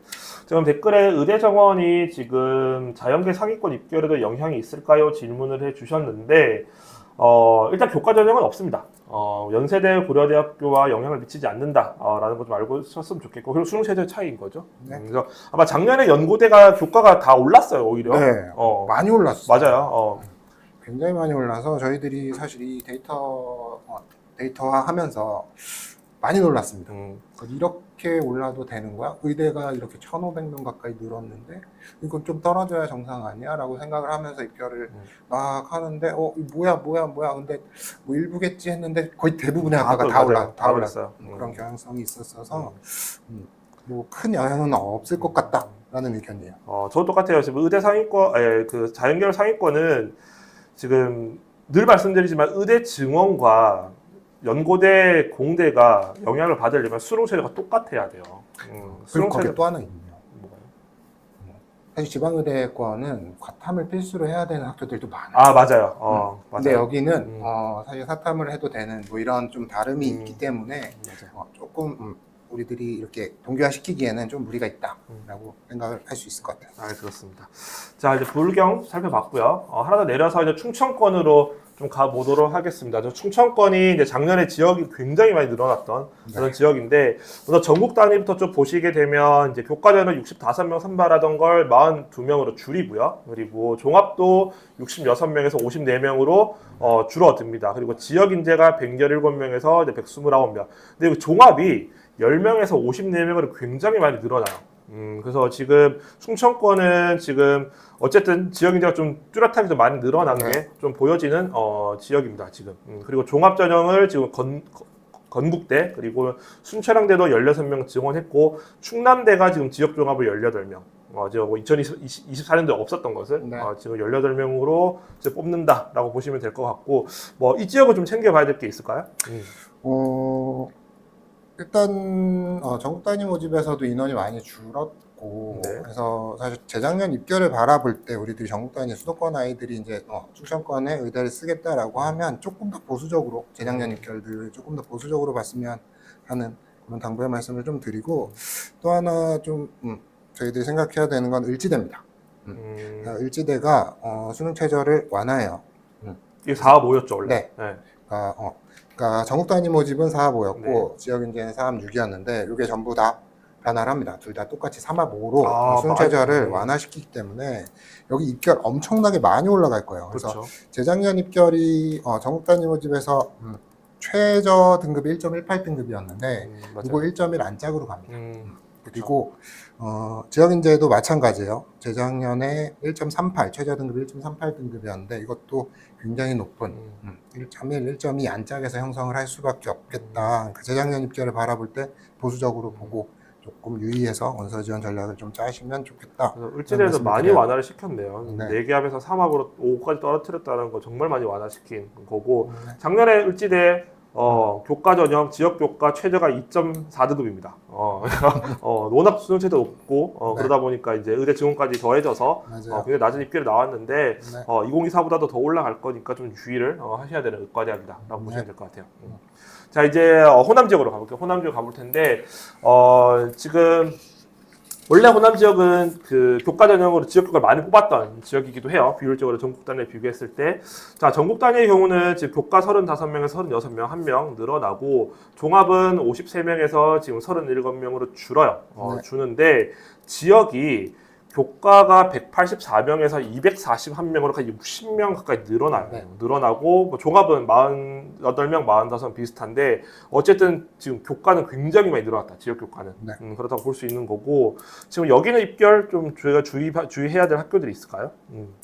일단은 사실 전국 모집은 사실 교과에서는 큰 변화는 없잖아요. 없어요. 종합에서는 사실 좀 많이 줄어서, 근데 이건 사실 뭐 내신의 어떤 영향력은 사실 별로 없을 거예요. 사실 종합 전형이기 때문에. 그러면 지역 전형에서 60명이 늘어난 교과 전형에서 지역 교과에서 이거는 입결에 재작년 입결보다는 조금 하락할 수 있겠다라는 생각을 좀 가질 수 있을 것 같고요. 그게 가장 큰 영향을 보일 만한 학교는 사실 전북대로 보여요. 전북대. 그리고 원광대도 없던 게 생기는 그렇죠. 거거든요. 그래서 원광대는 사실 이건 조금은 지켜봐야 되겠지만 수능체제가 높지는 않은 학교여서 전북대가 입결이 조금은 재작년 입결만큼 하락하지 않을까. 재작년 입결도 사실은 낮은 편이에요. 맞아요. 저희가 4.5라고 하는 굉장히 높은 맞아요. 수능 최저를 그러니까 전국 단위는 4.5였고 그리고 호남이나 지역 인재로 선발하는 거는 4.6이거든요. 그래서 맞죠? 네, 맞아요. 그래서 네, 저는 1.3 전국 단위 1.3 정도 1.3 생각하셔도 정도? 될 것 같다라는 말씀을 좀 드려요. 조선대는 어떻게 볼까? 조선대가 지금 43명에서 71명으로 교과를 많이 늘리거든요, 얘네들이. 근데 얘네들이 지금 2024 때 지역 교과가 지금 70%가 1.3, 네. 평균이 1.2등급 정도인데 사실 어쨌든 호남 지역의 친구들은 원광대, 전남대, 전북대, 조선대를 같이 고려 다 같이 쓰죠. 다 같이 고려할 네. 거라서 저는 여기도 사실 2024학년도와 비슷하거나 조금 더 올라가지 않을까? 이 정도 좀 예상이 되긴 해요. 저는 개인적으로. 네, 뭐 어차피 얘네들은 다 이 지역 안에서 지역 이제 그렇죠. 3장, 4장 무조건 쓰고 진행을 하는 친구들일 거라서 돌고 돌아서 조금 컷은 더 내려갈 가능성도 있을 것 같아요. 네. 그렇습니다. 제주대 큰 변화는 없습니다. 8명에서 8명 교과 그렇고요. 종합은 일반 전국 단위는 8명이고 이제 지역은 12명에서 이제 11명. 일반이 아니고 지역입니다. 12명에서 11명. 그리고 종합이 없던 게 3명 신설이 되었다라고 보시면 될 것 같아요. 자, 그래서 지금 이제 의대 인원 살펴봤고 의대 다시 축소라기보다는 원상 복귀죠. 네. 원상 복귀이기 때문에 2025학년도는 사실은 없다라고 생각하고 2024를 기준으로 네. 판단을 반드시 하셔야 된다라는 점. 그리고 올해 이제 어쨌든 학생 수가 많이 늘어나고 그리고 올해 수능이 어떻게 출제될지는 모르겠으나 결국은 메디컬 같은 경우는 영어의 난도에 따라서 사실 이제 수능 최저 충족할 수 있는 맞아요. 국어 수학의 사실 난이도는 큰 영향을 미치진 않습니다. 맞아요. 어차피 인원 대비해서 퍼센테이지로 등급이 갈리는 거기 때문에. 근데 영어의 난이도는 분명히 수능 최저를 맞아요. 충족하는데 아주 중요한 역할을 하죠. 그래서 영어의 난이도 정도 생각하시면서 수능 최저 고려하셔서 지원 전략 세우시면 될 것 같아요. 맞아요. 그리고 또 하나는 이제 어쨌든 지역 의대 중에서는 여전히 과학 탐구를 지정을 한 학교, 그러니까 응시를 해야 되는 네. 학교들이 있기 때문에 과학 탐구를 필수적으로 반영하는 대학이 사실 뭐 대표 경북대학교나 강원대학교 정도 학교인데 과탐을 응시를 해야 되는데 심지어 과탐 2개를 반영하는 맞아요. 학교죠. 그런 그런 학교들이 학교들의 많죠. 경우는 과탐의 응시 사수가 줄었기 때문에 어쨌든 등급 따기 어려워질 거란 말이에요. 그런 것들 때문에 좀 영향을 받을 수 있는 학교들이 좀 있다라는 거 좀 참고를 하셨으면 좋겠습니다. 자, 다음 주제는 이제 실제 수능에서 진짜 성적이 하락할까라는 건데, 이거는 이제 저희가 그냥 편하게 좀, 이야기를 해보죠. 그러니까 사실 상담할 때 가장 많은 질문을 받는 것 중에 하나예요. 진짜 떨어집니까? 그러니까 저는 그렇게 말하거든요. 공부를 안 하면 떨어지고, 하면 올라간다. 이거 모든 사람이 떨어지진 않아요. 누군가 떨어졌다고 하면 누군가는 올라갔을 거고, 그렇기 때문에 공부를 열심히 해라라는 거. 근데 학생들 입장을 좀 이해를 한다면, 그래도 내가 성적이 떨어져도 어디까지 내가 떨어질지 어느 그 정도였던 마지노선 정도를 알고 가고 싶은 그런 심리는 이해를 합니다만 어쨌든 공부를 열심히 하시면 올라간다라는 건데 제가 지금 저희 작년에 저희 회원들 중에서 6월, 9월 수능의 성적 변화를 좀 제가 뜯어봤어요. 뜯어봤더니 이 데이터는 메가스터디의 풀서비스를 이용한 회원들을 대상으로 뜯어본 거고 일단 6월 모의평가에서 보다 실제 수능에서 성적이 상승한 학생의 비율이 한 33.8%, 네. 그리고 하락이 한 65.1% 정도 해서 하락한 비율이 좀 높게 나오긴 했었어요. 낮고 9월과 비교해 본다면 이제 44.6%, 좀 더 많이 상승을 하고 하락이 한 54.3% 정도의 비율로 수치 나타나는데 사실 여기 좀 맹점이 있죠. 네. 전부 다 이제 표본 자체가 이제 그렇죠. 잘하고 못하는 학생들이 모두 다 하는 거니까 이제 포기하는 학생들도 존재하거든요. 맞아요. 포기한 친구들도 있고 그리고 수능 최저를 충족하는 친구들은 사실은 6월 지나고 나면 뭔가 전략을 세우거든요. 나한테 유리한 전형만 공부를 하다 맞아요. 보니까 전체 평균 100분 이상으로 이제 하락할 수 있는 수치가 보여진다. 그래서 제가 그럼 실제로 이제 수능 정시까지 바라보고 공부하는 친구들 그리고 서울에 있는 상위 10개 대학교 이상을 목표하는 친구들 을 가지고 좀 뜯어봤어요. 근데 그게 이제 수능 100분이 270점 이상. 그러니까 270 정도가 되면 건대 가거든요. 물론 이제 경희대 정도를 이상을 갈 수 있는데 건대는 무조건 갈 수 있는 성적이기 때문에 그 정도 성적을 수능에서 받은 친구들의 이제 성적 변화예요. 그러면 6월에서 수능과 비교했을 때는 상승이 한 46.5%, 이제 확실히 늘어나긴 해요. 네. 그리고 9월과 비교하면 한 60.8%가 상승을 한다. 이 수치를 본다라고 하면 저는 개인적으로 그렇게 생각하거든요. 정시까지 내가 포기하지 않고 끝까지 공부하는 친구들은 어쨌든 한 절반 정도는 성적이 뭐 올라간다라고 저는 개인적으로 해석을 합니다. 어떻게 보시나요? 일단 제가 학원에서 이제 아이들을 지도하면서 네. 이런 분석들을 좀 저도 많이 해봤었어요. 근데 사실 어떤 경향성을 찾는 건 사실 어렵습니다. 맞아요. 그래서 일반적으로 올라간다, 일반적으로 떨어진다를 찾기는 일단은 어렵고 열심히 한 아이들은 올라간다요. 그쵸. 전제 조건은 그거예요. 그러니까 열심히 하는 친구들은 사실 물론 떨어지는 아이들 존재는 합니다만 대부분의 학생들은 성적이 오를 수밖에 없는 거죠. 그렇죠. 근데 거기서 조금 어떤 슬럼프라든지 뭐 여러 가지 변수들을 겪는 친구들은 떨어지기도 한다라는 거라서 사실 일반화하기는 좀 어렵습니다. 그래서 이 사치를 준비한 이유는 물론 떨어지는 친구도 있고 올라가는 친구도 있지만 일단 포기하지 말고 공부를 해라. 그럼요. 그러면 올라갈 수 있다. 하면 오릅니다. 그러니까 하락한 이 비율에 집중하지 마시고 상승한 이 수치에 좀 네. 집중을 하셨으면 좋겠다라는 생각이 들어요. 요건 좀 의미 있게 좀 봐야 될 것 같은데 제가 국어랑 수학을 영역별로 좀 뜯어봤거든요. 영역별로 뜯어봤을 때 6월 모의고사에서 수학 성적이 100분이 97 이상 이라고 한다면 이제 1등급에 들어간 거고 그렇죠. 1등급 중에서도 이제 어느 누구 1등급에 좀 안정적으로 위치한 고착화되어 있는 그러니까 모의고사 성적을 따지면 원점수 한 86에서 88, 네, 88점 정도 되는 친구들 이 100분이 97 정도 받아요. 그리고 100분이 92에서 85, 이제 77에서 60 그래서 끊어봤는데 100분이 97 이상을 받은 즉 안정적으로 수학이 1등급에 이제 위치한 친구들은 상승이나 유지 비율이 82%예요. 거의 떨어지지 않아요. 네. 이 위치에 딱 도달해버리면 떨어지지 않는데 100분이 92와 85 애매한 성적이거든요. 그렇죠? 이게 보통 2등급 중간에서 맞아요. 3등급 정도. 네. 원점수로 따지면 몇 점 정도 되죠? 80점, 80점, 70점 중반에서 네. 뭐 이 정도 라인. 그러니까 수학에서 76점, 80점이면 어떤 문항을 틀려야 되는지 아실 거예요. 그 친구들은 지금 하락의 비율이 58.6%좀 높더라. 상승한 학생들은 41.4%. 그리고 이제 77에서 60이라고 하면 이제 3등급 끝에서 이제 4등급 사이. 그렇죠. 이 정도 친구들은 뭐 올라간 비율이 한 57%, 뭐 하락한 비율이 43% 정도 나온 것 같아요. 이 수치를 어떻게 해석하면 좋을까요? 일단은 100분이 97점 맞는다 이상 맞는다라고 하면 한 3개 이상 잘 틀리지 않는다라고 생각을 할 수 있는 그렇죠. 친구들이거든요. 그러면 한 3문항이다라고 하면 이게 좀 물론 뭐 시험들마다의 좀 차이는 있겠지만 대부분 15번, 22번, 그렇죠. 30번 또는 22번, 29번, 30번. 30번 요 정도에서 아이들이 굉장히 힘들어하고 나머지 문항에선 틀리지 않는 친구들이라고 그렇죠. 특정을 할 수 있을 거예요. 그러면 이게 그 다음에 이제 요 100분의 92부터 85 정도로 내려가 보면 이게 한 4문제, 5문제, 6문제, 한 대여섯 문항 정도를 틀리는 아이다 라고 놓고 보면 사실 준킬러의 문항들부터 조금 어렵고 킬러들 못 푸는 이런 그렇죠. 느낌의 아이들인데 사실 요 아이들은 실수들이 한두 문제 나와서 여기에서 계속 머무는 친구들도 꽤 있는 거예요. 네.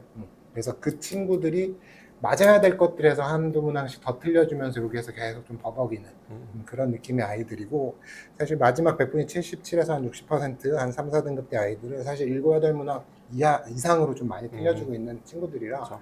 맞아야 되는 것들도 많이 지금 틀려주고 있는 그러니까 기본적인 개념의 완성도가 좀 많이 떨어지는 그런 친구들이라고 보여져요. 그래서 100분이 97 이상인 친구들은 좀 안정적으로 맞출 수 있는 문제들은 무조건 다 맞을 수 있다 하는 것들이 좀 쌓여 있는 거고 가운데 있는 저 92부터 85 저 친구들은 1등급 올라가는 어떤 벽, 그렇죠. 천국의 벽 같은 거를 지금 느끼고 있는 거죠. 그렇죠. 근데 그게 쉽지 않습니다. 맞아. 사실 넘어서기가. 그래서 계단식으로 뭐 학습 뭐 어떤 성취도가 나온다라고 이야기 하잖아요. 그래서 어떤 계단에서 좀 일정한 성취감을 좀 많이 느끼지 못하고 공부하는 그런 구간에서 조금 많이 헤매는 그런 구간이라고 그쵸. 좀 생각할 수 있을 것 같아요. 그래서 사실 이 구간에 있는 친구들은 조금 전략을 달리 세워야 돼요. 그러니까 특히 이제 물론 97 이상 친구들은 실제 수능 갔을 때 내가 정말로 확실한 개념을 알고 있고 잘 풀 수 있는 그런 이제 문제가 나오면 그냥 맞추는 거고. 네. 그럼 92점, 90점 되는 거예요. 그 못 맞추면 88점 되는 거고. 근데 가운데 있는 90, 85 친구들은 사실 킬러를 맞추면 물론 좋겠지만 틀리지 않는 게 더 중요해요. 네. 나머지를 틀리지 않는 것, 다 점검이 필요한 그런 구간 친구들. 이 친구들은 킬러 지금 손 떼야죠. 킬러 말고 지금 그 위에 거 개념 다시 다 잡고 네. 지금 뭔가 조금 늦더라도 개념부터 좀 쌓아가는 공부를 해야 되는 그런 성적대 친구들이라고 보시면 될 것 같아요. 자, 이걸 비교했을 때 국어 영역은 좀 다르게 보여져요. 국어는 똑같은 기준으로 다 제가 좀 정리를 했고 상승 유지가 56.5%, 100분이 90을 넘는 친구들 중에서도 근데 하락이 43.5%. 그래서 100분이 92에서 85는 이제 상승이 40점이, 하락이 한 60% 정도. 그리고 100분이 77에서 60은 이제 상승이 한 57%, 하락이 한 43% 정도. 네. 그래서 이거는 수학과 좀 다른 좀 경향을 보이는 것 같아요. 이거는. 경향이 없다. 그렇죠. 로 보이죠. 맞아요. 경향이 좀 없는 형태고 제가 이제 아이들 지도하면서 이제 느꼈던 건 국어는 어떤 시간을 많이 투자한다라고 해서 좀 비례하는 성적이 이제 비례적으로 올라간다는 사실 아니더라고요. 이게 국어 영역이라고 하는 거는 읽기 능력을 테스트하는 시험이다 보니 읽기 능력은 어떤 스킬적인 부분이 채워진다고 해서 갑자기 글을 잘 읽게 되는 건 사실 그건 아니거든요. 아니죠. 그래서 조금 우리들이 예상하는 어떤 이만큼의 성적대에서는 좀 이런 성취도를 보일 것이야 하는 것들이 잘 나타나지는 않는 그러한 과목으로 여겨집니다. 맞아요. 특히 약간 비문학에서 진짜 제재가 어렵거나 뭐 이해 못하는 질문이 나와버리면 100분이 97이나 100분이 60이나 똑같이 어렵거든요. 그래서 사실 경향성 자체는 없다. 근데 수학은 뚜렷하게 좀 경향성이 보여진다라는 점. 그래서 100분이 97 수학 받는 친구들 그리고 원점수 88점 정도 받는 친구들은 너무 걱정하지 마십시오. 9월에 정말 무서운 반수생이 얼만큼 들어올지 모르겠지만 어제 들어오긴 들어올 텐데 그 친구들 들어오더라도 충분히 경쟁할 수 있는 충분히 실력 갖춘 친구들이니까 너무 두려워하실 필요 없고요. 국어는 어떤 성적대이든 간에 방심해서는 안 된다. 올해 6평 굉장히 쉽게 출제가 되어서 쉽기 때문에 난 국어 잘해 뭐 됐다 이렇게 생각하시면 절대 안 된다라는 거 말씀을 드리도록 할게요. 자, 그래서 살펴봤고, 고3 내용은 저희가 이제 여기까지 준비를 해 봤고요. 자, 지금 고1을 시청하시고 있는 학생 학부모 얼마나 될지 모르겠지만, 사실 고1이 첫 모의고사는 아닌데, 네. 그 성적표 상에서 이제, 원표 백등이라고 하는, 그러니까 표점과 백분위와 등급이 모두 표시되는 첫 시험이긴 해요. 그러니까 3월에는 맞아요. 그 공통 사회죠, 통합 사회죠. 통합 사회와 통합과학이 등급 표시가 백분위 표시가 안 되었었는데 중학교 과정이었기 때문에. 맞아요. 그런데 지금은 일반 고3처럼 다 표시가 되기 때문에 지금 제가 성적표를 좀 해석하는 방법을 간단히 말씀드리려고 이 표를 가져왔고 일단 설명을 좀 해주시죠. 일단 지금 저기 노란색으로 살짝 보여지는 게 이제 원점수. 원점수란 원점수죠. 말이에요. 네. 저 원점수를 사실 아이들은 그리고 학부모님들은 잘 신경을 안 쓰시는 경향성이 좀 그렇죠. 있어요. 그래서 많이 보시는 게 등급. 등급. 그죠. 등급이에요. 등급과 조금 더 보시면 이제 100분위 정도를 보신단 말이에요. 맞아요.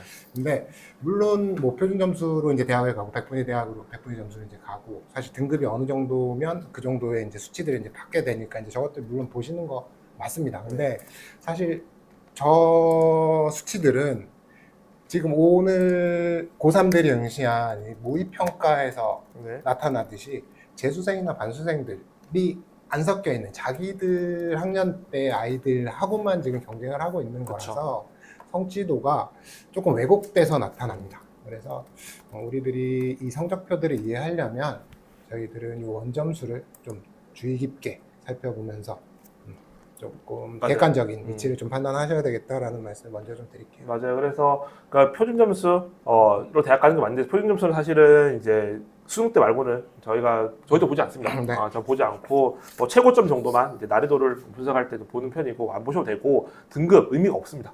의미 없고 100분이 아까 말씀드린 대로 위치를 판단하는데 의미가 있지만 그냥 가늠 정도만 하는 거고 학생과 학부모님들은 원점수 챙기셔야 돼요. 100점 만점에 나의 객관적인 실력이 몇 점인지를 확인하셔야 되고 밑에는 정오표 거의 보지 않더라고요 학생들은. 절대 보지 않던데 정오표까지 내가 어떤 문항을 틀리는지 그리고 밑에 보시게 되면 지금 잘 안 보이실 텐데 그 ABC로 표시가 되어 있어요. ABCD1로 그래서 난이도별로 이제 표시가 되어 있기 때문에 내가 난이도가 정답률이 높은 문항을 틀리지 않았는지 뭐 그런 것들도 분석을 하는 게 좀 의미가 있다. 그래서 꼭 부탁드리지만 원점수 보셔라. 알겠죠? 그래 등급 원표점 100분이 안 보셔도 된다라는 거 좀 말씀을 드리도록 할게요. 자, 그래서 저희가 준비한 내용은 여기까지고 질문 좀 댓글 질문과 이제 Q&A 좀 시간을 가져보도록 하겠습니다. 자, 두 번째 질문은 교과 전형이 대부분 수능 체제를 건다고 하니 결국 수능이 당락 좌우인가요? 내신 성적이 지난 입결에 미치지 못해도 수능 체제를 맞출 수 있다면 일단 원저서를 써봐도 될까요? 질문해 주셨는데 아니죠. 그건 아니죠. 네. 교과 전형에서 기본은 교과 성적입니다. 그리고 네. 수능 체제 기준은 그 지원 자격과 같은 거기 때문에 그렇죠. 사실은 당연히 내신 성적이 돼야 되고 물론 뭐 펑크가 발생하거나 뭐 이런 경우에는 이제 내신보다 합격 가능성들보다 낮은 친구들이 합격할 수도 있긴 하겠지만 그 예외적인 현상이고요. 그래서 일단은 내신이 먼저다. 그리고 수능 최저는 지원 자격처럼 생각하셔야 된다라는 거 말씀드리도록 할게요. 세 번째 질문은 저도 궁금하긴 해요. 지금 이화여대가 올해 교과에서 면접을 폐지하고 그렇죠? 네. 최저를 이제 2하 5를 도입을 하게 되는데 어느 정도 내신에 들어가야 안정적일까요?라고 질문을 해주셨어요. 어떻게 생각하세요? 일단 최저 2합 5가 네. 높냐, 저 정도 이제 지원 대학에서 네. 이화여대라고 하는 어떤 퀄리티 있는 저 대학에서 2합 5를 맞출 수 있는 충족률이 어느 정도 될까라고 생각을 해보면 네. 제가 봤을 때는 60% 이상 정도는 될 네. 수 있을 것 같아요. 그러면 네. 저게 경쟁력, 그러니까 실제 경쟁력을 떨어뜨리는 효과를 많이 보겠냐? 그래서 교과의 어떤 내신 등급이 많이 떨어지겠냐? 저는 그렇지 않다고 보입니다. 저는 이 질문은 올해 작년에 연세대를 좀 보면 될 것 같아요. 그러니까 네. 연세대도 똑같이 올해 작년에 면접을 폐지를 하고 최저를 걸었어요. 물론 이화여대보다 높은 최저를 거르긴 했지만 학교와 레벨 차이도 좀 있긴 네. 있기 때문에 근데 연대가 다 올랐거든요. 네. 그럼 결국은 저도 좀 올라가는 느낌 있지 않을까라는 생각을 좀 해봐요. 그리고 왜냐하면 면접이 있으면 대학교에서 걸러낼 수가 있어요. 맞아요. 이 학생을 내신 정말 좋은데 좀 아니야. 내신만 좋아. 그리고 실제로 질문을 했더니 답변도 잘 못하고 맞아요. 뭐 그렇다라고 한다면 이제 면접을 통해서 좀 걸러낼 수 있는 그런 장치가 있는데 이제 그게 네. 없어지거든요. 그러면 저는 면접이라는 거는 사실 종합의 어떤 느낌이 들어간단 말이에요. 그렇죠. 그래서 맞아요. 비교과적인 부분도 평가를 받게 되는 거거든요. 맞아요. 한 활동들에 대한 검증을 하는 과정이기 때문에 사실 그러니까 좋은 내신의 아이를 떨어뜨리고 그 아래에 있는 내신들을 뭐 이렇게 많이 올리냐? 사실 그렇지는 않을 거예요. 어느 맞아요. 정도의 검증 정도 하는 거니까.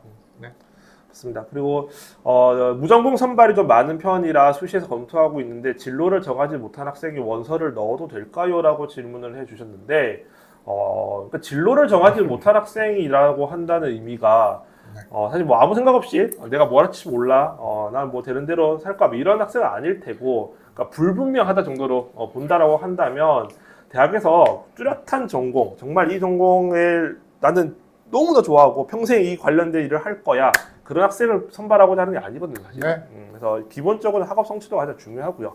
저는 이과는 수학이라고 생각합니다. 그렇죠. 이과는 수학이고. 맞습니다. 이원 계열은 사실 수학 성적이 정말 절대적인 영향력을 갖는다라고 말씀을 드릴 수 있을 것 같아요. 맞아요. 그래서 자기가 이제 어떤 진로를 정하지 못해서 그냥 이것도 좀 해보다가 저것도 해보다가 또 이것도 좀 해보다가 물론 뭐 다 진심으로 해봤어요. 그게 사실 무전공 어떠한 학과에서 인재상일까를 놓고 보면 사실은 아닐 거예요. 그래서 사실 의미 있는 활동을 해보다가 다른 관심사가 생겨서 다른 활동을 더 하고 근데 이것도 해보다가 저 활동도 더 나을 것 같아 라고 해서 조금 더 심도 있게 확장성을 가지면서 했다라는 이러한 것들이 사실은 인재상에 해당을 하는 거라서 이것도 저것도 좀 불분명하다 그리고 좀 진지하게 좀 접근하지 못했다라고 하면 무전공에서 이런 경쟁력을 갖는 건 사실 쉽지 않겠다라는 그렇죠. 생각이 드네요. 자, 다음 질문이 또 무전공인데 연세대 무전공이 신설되었는데 수시 합격선의 변화가 있을까요? 질문해 주셨는데 일단 교과 전형은 저는 크게 변화는 없을 거라고 봐요. 한 20명 정도가 지금 늘어난 것 같더라고요. 교과 전형에서 신설이 되는데 결국 무전공이 신설되었다라는 거는 일반 학과에서 이걸 빼온 거거든요. 그렇죠. 일반가 빼온 거예요. 그러니까 늘어난 게 아니고 빼온 거기 때문에 결국은 또이또예요. 그리고 예를 들어 많이 줄어들었으면 저는 뭐 내가 거기 학과가 많이 줄어들었다라고 하면 좀 많이 뽑는 학과를 우회할 수도 있는 거고 그래서 저는 교과전형에서 큰 변화는 없다. 그리고 종합전형은 어차피 내신 등급으로 판단이 어렵기 때문에 연세대 저는 큰 변화 없다고 생각합니다. 네, 저도 동의합니다. 수시도 원서 접수 때 펑크 학과를 예상할 수 있을까요?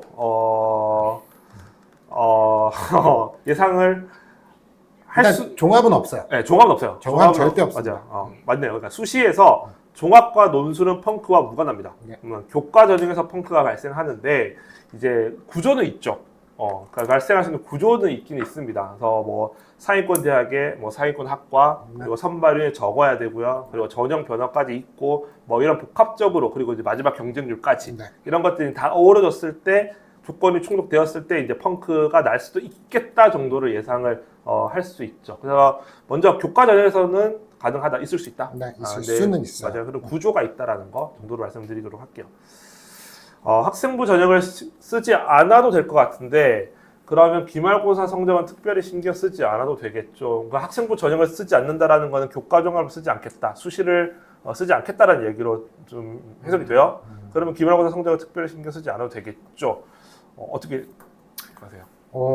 사실 정시 공부, 그러니까 정시 파이터, 정시 파이터로 제가 이제 이해는 되는데, 네. 저는 이렇습니다. 그러니까 기말고사, 그러니까 3학년 기말고사를 지금 나름 버려야 돼라는 생각을 갖는다라는 게 전 잘못됐다고 생각하는 게, 일단 기본적으로 미적분을 하거나, 그러니까 이과 학생이면, 그리고 국어도 사실 언매나 화작을 보통 하거나, 그렇죠. 그리고 영어 독해, 요 정도는 아마 들을 거란 그렇죠. 말이에요. 그리고 투 과목과 관련된 건 사실 진로 선택 과목들이기 때문에 절대평가일 거라서 걔네들 뭐 신경을 일단은 배제하고 자체해버리고, 그럼 국어, 수학, 영어는 다 수능과 연관된 과목이란 그쵸. 말이에요. 그럼 이거를 과연 버리는 게 맞냐? 공부 안 하겠다는 이야기예요. 네. 공부 안 하겠다는 이야기고 나는 효율적으로 하겠다라는 이야기인데 이거는 절대 안 됩니다. 안 되고 공부하십시오. 네. 하셔야 되는 거고. 그럴 수 있어요. 제가 늘 상담할 때 하는 이야기인데 말씀하신 대로 진로 선택 2는 수능 보지 않잖아요. 네. 보는 친구도 있긴 하겠지만 네. 범위가 아니니까 공부 안 하겠어요. 그렇죠. 범위는 아닌데 근데 이렇게 생각하라고요. 너가 수능에서 볼 수 있는 가능성이 있는 그 비문학 제재 중에 관련된 게 나올 수도 있다. 그럼 도움 되지 않겠냐. 배경지식 쌓는. 그렇죠. 그렇게 네. 생각하시고 공부를 하시죠. 하셔야 됩니다. 그리고 추가적으로 한 가지 더 말씀을 드리면, 저는 이제 기말고사는 반드시 이제 준비를 하라고 이야기합니다. 네. 수능과 연관된 학습은 정시 파이터라도 대신에 줄일 수 있는 건 수행평가에 대한 시간이에요. 그렇죠. 그래서 수행평가를 하는 시간, 어떤 노력 이런 것들은 조금 줄이실 수 있다. 그 부분을 줄이셔서 정시 공부를 더하는 거다라고 그렇죠. 말씀을 드릴게요. 네.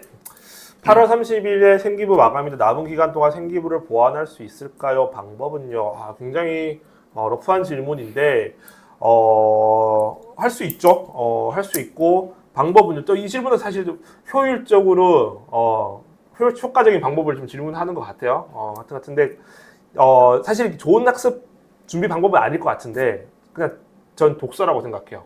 가장 쉽게 비교과 활동을 만들어낼 수 있는 것은 저는 개인적으로 독서라고 생각을 하거든요. 그래서 네. 책 읽고 내용 정리하고 근데 책도 그냥 읽기보다는 그래도 내가 1, 2학년 때 했던 활동들과 연관을 지을 수 있는 그런 책을 좀 찾아서 그 책 안에 있는 특정 어떤 뭐 주제든 그 내용들을 연결지어서 이제 생활기록부에 기재하는 것 이게 가장 효과적인 저는 방법이라고 생각을 하고 고3 친구일 것 같아요. 고3 친구이기 때문에 이런 질문 했을 것 같은데 독서하십시오. 가장 그게 효과적입니다. 교과나 논술 전형에서 교과 종합 평가를 반영하는 대학의 영향력은 어떻게 되나요? 라고 질문을 해주셨는데 이거 답변을 해주시죠. 일단 교과에서 최근에 이제 좀 많이 늘려가고 있는 추세예요. 그렇죠. 그래서 뭐 상위권 대학은 뭐 꽤 거의 다 많은 맞아, 거의 다. 꽤 많은 대학들에서 이제 교과 종합 평가, 이제 서울 평가들을 하고 있는데 영향력이 아주 크다라고 보기는 사실 힘들 수 있어요. 하지만 우리들이 어찌됐든 이 교과 학습 발달 사항이라고 나오는 요 항목들에서 그러니까 내신의 수치들, 근데 이 내신의 수치 이외의 것들, 그러니까 어떤 비교과적인 활동이라든지 여기서 근데 여기에서 이제 저는 제일 중요하다고 생각하는 건 이수 과목입니다. 그렇죠. 그래서 이수 과목에 대해서 문제가 없다라고 하면 크게 내가 역전을 당하거나 아주 좋은 내신 등급을 가졌는데 이게 내가 역전당해서 탈락한다. 사실 이렇게는 사실 보여지지는 않아요. 맞아요. 이수 과목 정도만 잘 챙겨졌으면 특별한 활동을 아주 의미 있게 하지는 않았어도 이제 비효과적인 내용들이 그렇게 큰 영향력을 주지는 않을 수 있다. 경희대학교에서 이제 얼마 전에 그 설명에서 이야기를 했는데 10% 정도가 네. 뭐 역전이 된다고 하는데 10%면 큰 수치는 사실 아니거든요. 네. 아니고 다만 메디컬 계열은 좀 의미가 있습니다. 메디컬 계열은 워낙 이제 내신이 좋은 아이들이 몰려 있기 때문에 너무 촘촘히 있기 때문에 거기서는 이제 이수 과목 굉장히 크고요. 그리고 이제 세특이나 뭐 이런 것들 행동 특성 및 종합 의견에서 이제 어떤 기재된 내용에 따라서 좀 뒤바뀔 수 있다라는 거 좀 참고로 말씀을 드리도록 할게요. 하나만 네. 더 말씀드리면 대부분의 대학들은 사실 역전하는 현상들이 안 나옵니다. 입결을 맞아요. 정리하다 보면. 근데 제가 얼마 전에 이제 한양대학교에서 이제 입결이 발표된 것들을 정리를 하는데 한양대는 50% 컷 점수와 70% 컷, 그러니까 교과 전형에서 이게 역전한 학과들이 5개 정도 나오더라고요. 많이 나왔네요. 5개 정도면. 10%밖에 교과 종합 평가 서류를 그러니까 서류 평가를 10%밖에 안 하는 학교임에도 불구하고 역전한 학교, 50%와 70% 컷이 역전된 이러한 모집 단위들이 5개나 나왔어요. 그러니까 한양대는 10%밖에 안 되지만 얘네들은 실제로 점수에 대한 반영은 꽤 크게 하나보다 정도로 지금은 인지가 되고 조금 제가 분석을 조금 더 해봐서 나중에 유튜브에서 조금 뜯어서 한번 알려드리도록 하겠습니다. 네. 자, 다음 질문은 남은 기간 동안 어떤 과목부터 공략하면 좋을까요? 라고 하셨는데 어떤 과목이라기보다는 지금 일단 먼저 분석을 해야죠. 그럼요. 내가 국어 영역일 수도 있고 수학일 수도 있고 탐구일 수도 있고 영어일 수도 있는데 가장 성적을 빨리 올릴 수 있는 과목 그리고 과목 내에서 어떤 영역을 먼저 찾으셔야 돼요. 그래서 정말 쉬운 3점 문항 그리고 누구나 맞추는 아주 난이도가 낮은 문항을 틀린다고 한다면 그거는 빠른 시간 내에 좀 극복이 가능하겠지만 내가 30 수학에서 29번 30번을 맞출래요라고 한다면 그거는 좀 시간이 많이 투자되는 거기 때문에 본인의 어떤 실력을 먼저 객관적으로 판단해 보시는 게 먼저일 것 같습니다. 수능 최저를 충족을 목표로 한다면 탐구는 한 과목만 공략해도 괜찮을까요? 그쵸? 2과목인 대학이 아니라고 한다면 한 과목만 해도 충분하죠. 이거는 전략이 될 수 있습니다. 그럼요. 수능 공부하기에도 시간이 부족해서 논술을 수능 이후에 준비하려고 하는데 가능할까요? 어떨까요? 저는 실제로 합격한 사례 많이 봤습니다. 학원에서. 전혀 공부하지 않다가 네. 수능 이후에 했는데 네. 인문 논술을 하는 친구들도 있었고 자연 계열 수리 논술을 하는 친구들도 있었어요. 물론 꽤 많다는 아닙니다. 그렇죠. 경쟁률이 보통 100대 1이니까 100명 중에 1명 정도가 나오는 거잖아요. 그렇죠. 그래서 뭐 제가 이제 학원에서 이제 담임 활동을 하면서 아이들 이제 수능에서 이제 조금 이제 어떤 경쟁력이 조금 안 되고 목표하는 대학과의 괴리가 있다라고 하면 수능 공부만 시키는 편이에요. 사실 논술 공부나 뭐 이렇게 병행을 시키지 않고 그 아이들이 이제 설득하는 과정들이 사실 제가 강남매가 이제 대치동에 있었기 때문에 아이들의 눈높이는 굉장히 높단 말이에요. 그러다 보니 얘네들은 이제 사실 논술로 가겠다. 수능 최저는 맞출 수 있으니 뭐 이런 생각들을 많이 하는데 저는 용납하지 않습니다. 그래서 수능 공부를 시켰었고 그래서 걔네들을 설득한 하나의 방법은 나중에 너희들 한양대, 중앙대, 뭐 이화여대 수능 이후에 일주일에서 열흘 정도의 기간이 있는 그때 임팩트 있게 공부하고 대학에서 논술 문제 잘 분석해서 합격하는 케이스 선배들 많이 있었다라고 꼬셔서 실제로 그렇게 해서 진학한 아이들 적지는 않은 것 같아요. 일부 있습니다. 강남이라서 자주 보신 거 아닐까요? 모르겠어요. 일단 제 경험치상은 그래요. 많지는 않아요. 많지는 않습니다. 많지는 않지만 가능은 할 수 있다. 그러니까 제 이제 결론은 그거예요. 나중에 해도 된다는 아니고 정시에 집중해라. 맞아요. 수능 공부에 집중하는 게 맞다라는 이야기를 드리는 거예요. 네. 맞습니다. 논술은 지금 고3이라면 지금 뭔가 시작하기에는 시기적으로 지금 늦었다. 그리고 좀 적절하지 않다. 저도 생각이 듭니다. 자, 마지막 질문은 교과 종합 논술 전형을 모두 지원해도 될까요? 아니면 한두 개의 전형만 공략하는 것이 효과적일까요? 질문을 해주셨는데 교과 종합 논술을 다 쓰는 친구들은 드물죠. 왜냐하면 기본적으로 논술은 정시랑 같이 좀 묶여가는 전형이기 때문에 뭔가 전략을 쓰는 전형은 아니고 보통은 수시에서 전략 가지고 쓴다고 하는 교과 종합으로 쓰게 되는 거죠. 그래서 저렇게 쓰는 케이스는 많지 않습니다. 정말 수능에서의 높은 성취도와 교과에서의 높은 성취도를 보이는 친구들은 가능할 수 있죠. 그렇지만 가능하겠지만 그건 이제 선택지가 넓은 친구들인 거잖아요. 다 되는 친구들인 거고 일반적으로 이제 일반적인 학생들은 저 세 개를 모두 다 지원하지 않습니다. 맞습니다. 그렇죠. 일단 교과로 한정 하나 깔고 쓰고 이제 종합으로 위로 지르거나 네. 아니면 진짜 내가 논술에 자신 있다. 아니면 정말 내가 고대를 너무 가고 싶은데 교과도 안 되고 종합도 안 돼. 그러면 논술을 써볼 수 있긴 하겠지만 뭐가 세 개다가 다 전략을 가지고 쓰는 그런 친구들 거의 없습니다. 거의 없죠, 거의. 댓글 몇 개 좀 읽고 좀 마무리를 좀 해보도록 할게요. 이과인데 수능 최저만 목표한다면 수학을 포기하는 게 맞을 것 같은데 괜찮을까요? 이과 학생이 이제 수능 최저를 맞출 때 수학을 제외하고 맞추겠다. 어떻게 생각하십니까? 뭐 2개 영역 또는 3개 영역을 반영하는 학교다. 근데 수학을 필수로 포함하지 않는다. 그런 학교가 내 목표 대학이다라고 하면 저는 가능한 이야기라고는 생각이 듭니다. 맞아요. 메디컬이 아니라고 한다면 뭐 가능한 이야기이긴 한데 이게 보통 3합 7 정도를 요구하는 대학들이 그러면 수학을 지금 국어, 영어, 탐구 이렇게 맞추는 거잖아요, 그렇죠? 뭐 그렇게 맞추는 친구들도 뭐 많이 있죠. 알겠습니다. 전략적으로 판단을 하셔야 돼요. 지금 사실 6월이고 남은 기간은 사실 4달 남짓입니다. 그쵸, 5달, 5달 이제 5달쯤 생각을 하면 되겠네요. 근데 사실 지금 5달 동안에 내가 원하는 전 과목을 다 챙길 수 있다, 없다는 사실 스스로 좀 판단을 하셔야 될 것 맞아요. 같아요. 그래서 전략적으로 될 것 같지 않다. 근데 나는 교과에서 내신 성적이 어느 정도 일정 수준이야. 그래서 수능 최저에 대한 충족만 하면 내 목표 대학 어느 좀 충족할 수 있을 만한데 갈 수 있을 것 같아 라고 하면 무슨 과목이든 전략적으로 버리고 잘하는 과목을 좀 안정적으로 점수를 획득하는 그런 전략도 필요하다고 저는 생각이 듭니다. 맞아요. 저도 뭐 같은 생각입니다. 가능하다라는 거. 아까 댓글에 제가 질문 하나 해줬던 게 신설 모집 단위에 대한 입시 결과를 어떻게 예측을 해야 될까요? 이 질문인데 어떻게 예측할 수 있을까요? 신설 모집 단위에 대해서는. 사실 북불복입니다. 신설 모집 단위는 사실 평균치로 나오는 곳들도 많지만 유독 예상값을 조금 많이 벗어나는 좀 많이 높기도 하고 또는 많이 떨어지기도 하는 사실 그러한 입결들이 좀 다수 나오거든요. 맞아요. 그래서 좀 전략적으로 쓰겠다라고 하면 저는 찬성이에요.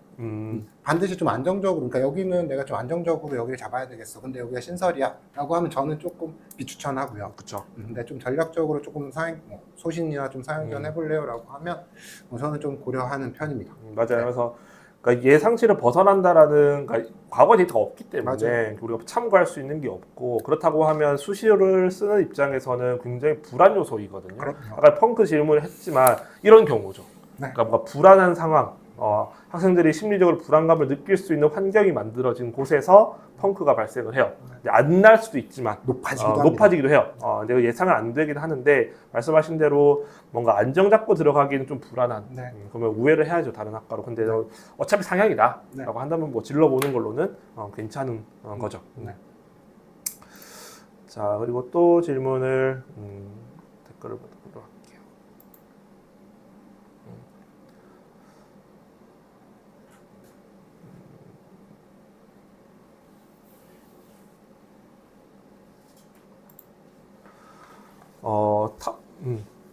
탐구 성적이 별로인데 지금 사탐런을 해도 될까요?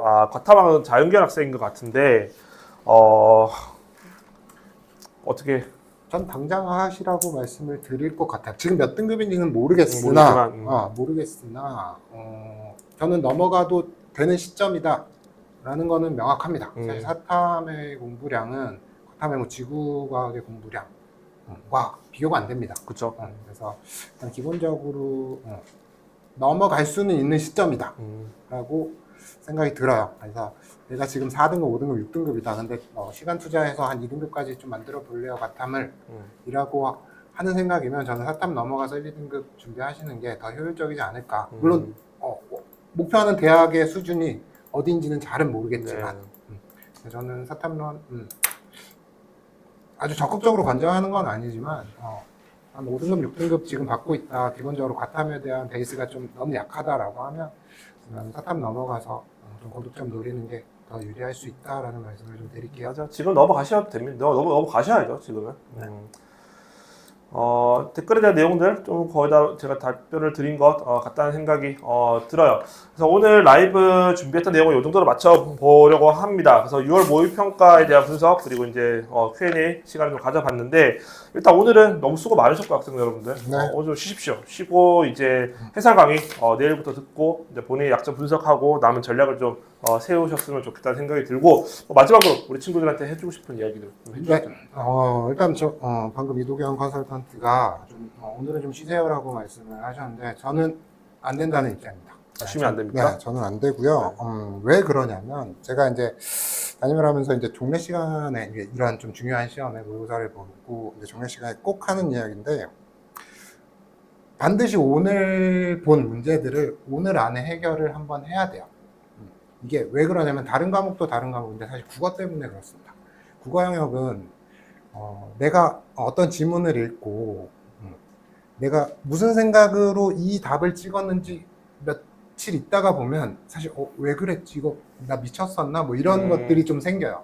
그래서 오늘 내가 시험을 보던 중간에 어떤 문단에서 어떠한 문장 또는 어떠한 워딩에 꽂혀서 내가 이 바보 같은 행동을 했는지는 반드시 복기를 좀 해보셨으면 좋겠어요. 그렇지 않으면 이게 이번 주 주말에 해야지 라고 하면 이게 안 돼요.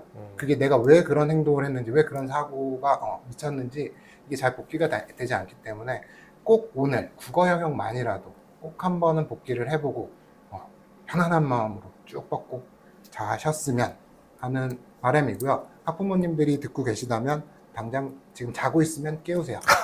그래서 꼭 국어는 한번 보고 복기 한번 하고 잤으면 특히나 오늘같이 이런 좀 쉬운 시험에서 그러한 문제점이 나왔다라고 하면 이게 며칠 있다 보면 바보 이거 다음에는 무조건 맞을 수 있어 라고 하고 그냥 넘길 수 있단 그렇죠. 말이에요. 그래서 오늘 꼭 한번 복기를 해보셨으면 하는 당부를 드리면서 저는 마무리하겠습니다. 저한테 잔소리를 하신 줄 알았어요.